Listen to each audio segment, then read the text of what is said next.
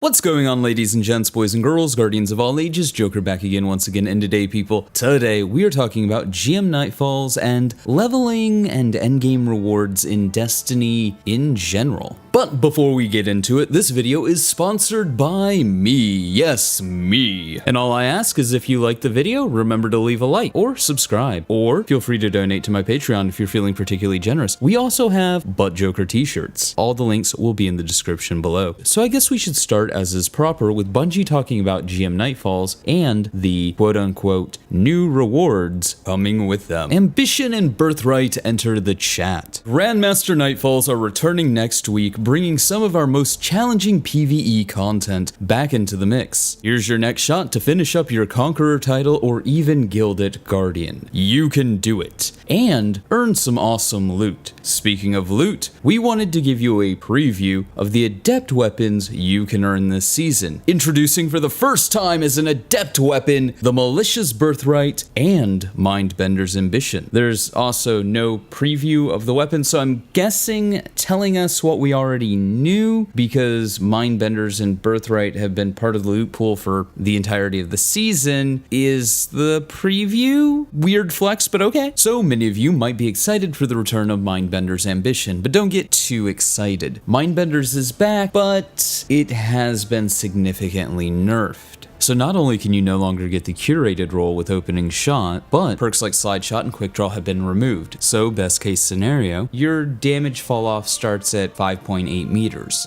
And let's take a moment to be real, let's take a moment to be honest, let's take a moment to be real honest. If you're good enough to complete GM Nightfalls over and over and over and over and over and over and over and over and over at nauseum, in order to get a God-rolled Mindbender's Ambition Adept, then you're more than capable of farming out a Time Loss Found Verdict, whose damage fall off starts at 7 meters. But it's actually a little further than that because, and I shit you not, the gun is uncircumcised, so of course it gets a little bit more range. That is still a thing. But then again, if you're looking for a deep hitting shotgun for PvP, like I said in my last video and I'll reiterate here, just get the Inquisitor. It's a slug shotgun, sure, and it is available through Trials of Osiris, but you don't need to win games to level up Saint 14. I mean, of course it goes by faster if you put in a modicum of effort and actually win a few games, but winning is not required. On the PvE side, Mindbender's Ambition comes out a little bit better with Swashbuckler,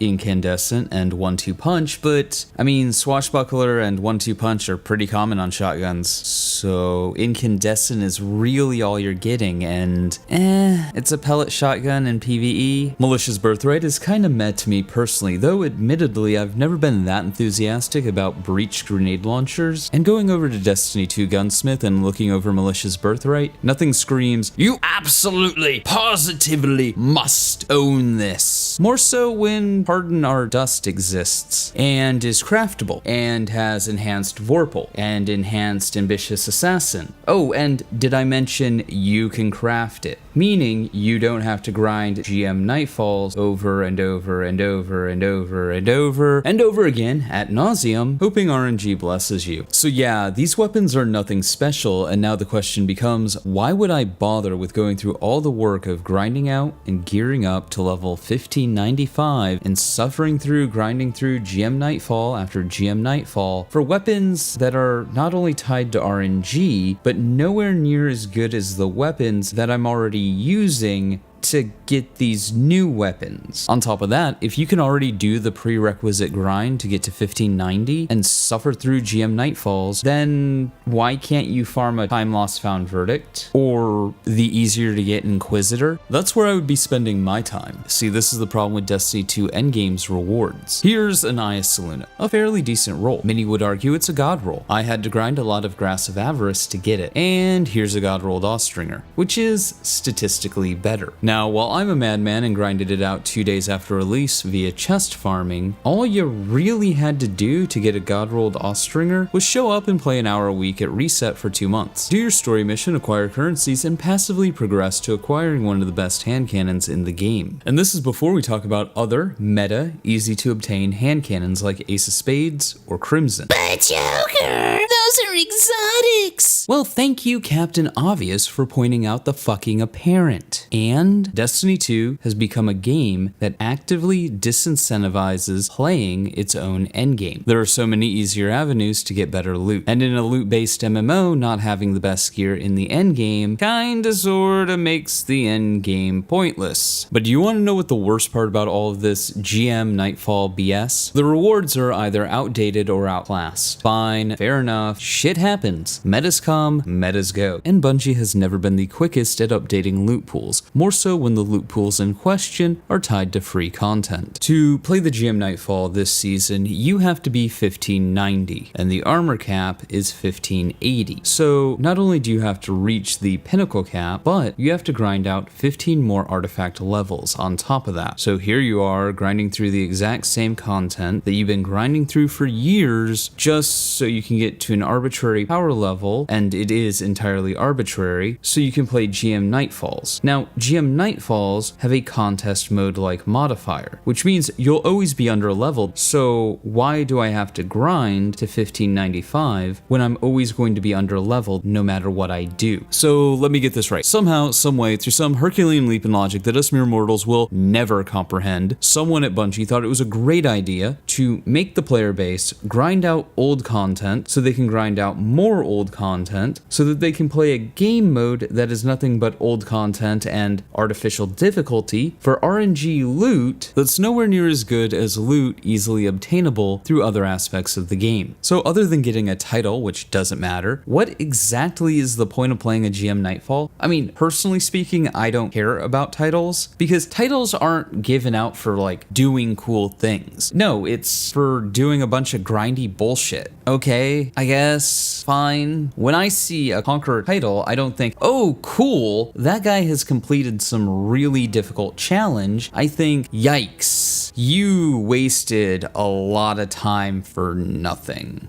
When I see an adept weapon, I don't think, ooh, that's a really cool piece of loot. I think, yikes, that is just suboptimal, more so if it's a raid weapon. Now, of course, the reason that it's all structured like this is pretty self-explanatory. Core players, simply put, are not allowed to have nice things. Recently, I saw a comment that was in one of my videos going basically, But Joker, why are you making it sound like casual players are the bad guys? no one thinks that. However, it is inarguable that there is a significantly large portion of the player base that believes they should have access to any and all rewards at any time, and that the only reward for excelling in the hardest content in the game should be cosmetics. And even something as silly as cosmetics, a fucking nameplate that doesn't matter, has come into conflict with the Vow of Disciple emblem and the Day 1 raid fiasco. Because core players get nothing. But Joker, core players get GM Nightfalls and hard mode raids. You mean that content that has artificial difficulty added to it for rewards that aren't worth the time of day to play? Okay. That's kind of like the consolation prize to doing chores being the wonderful ability to do more chores. But at the same time, if I was a business, if I was Bungie, this is probably for the best. This is the community that they want to foster because this is the type of community that will pay more money. But maybe, just maybe, the seams are starting to fray. It seems like more and more people are becoming discontent with the same unrewarding show up and win grind. And can you honestly blame anyone? I mean, after all, that's boring. It's kind of the whole win everyone's special, no one's special. People in MMOs and looters like to distinguish themselves with their achievements and their rewards, but the reward has to fit the achievement. The second reason for all this padding when it comes to GM Nightfalls is to artificially pad up playtime. However, this will always have diminishing returns as players get frustrated with the constant cycle of tours and hamster wheels. But what can be done? Well, as I've stated in the past, leveling is not content. Every season the cycle is the same. Bungie puts out a new DLC, raises the power level, and we grind out old content for the privilege of grinding out that same old content. just so we can play more old content. This whole song and dance is honestly one of the most exhausting and repetitive parts of Destiny, so just get rid of it. But Joker, didn't you say Destiny's becoming too casual? And leveling's not hard. Leveling's not difficult. Leveling's not content. Leveling is showing up and doing chores and hoping that RNG decides to drop that piece of gear you desperately need. Leveling is AFK farming on the moon to increase your artifact level. Leveling isn't some challenge thrust upon the player to overcome in cool and new and interesting ways. Leveling is little more than padding out playtime. Having an increase in levels during a main expansion makes sense. However, from season to season, it contributes absolutely nothing, except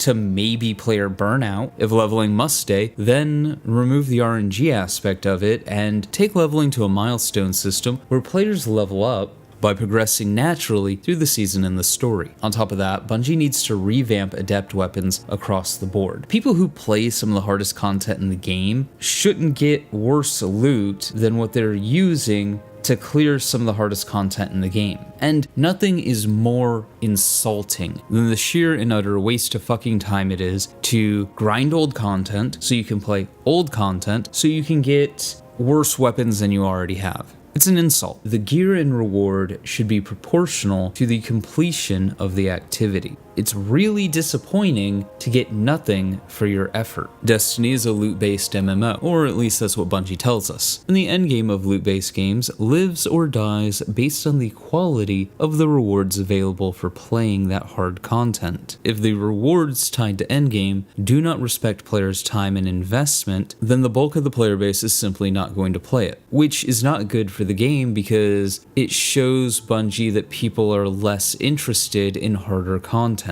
And when you show Bungie that people are less interested in harder content, they stop making it. They stop being creative and the game starts stagnating, and we see this already. From season to season to season, from not horde mode to not horde mode to not horde mode. And as I've said, it's only going to get worse if it doesn't change. But hey, those are just my thoughts. Let me know yours in the comments below. Remember to like, but only if you did. Subscribe for more. Feel free to donate to my Patreon if you're feeling particularly generous. And above all else, stay frosty.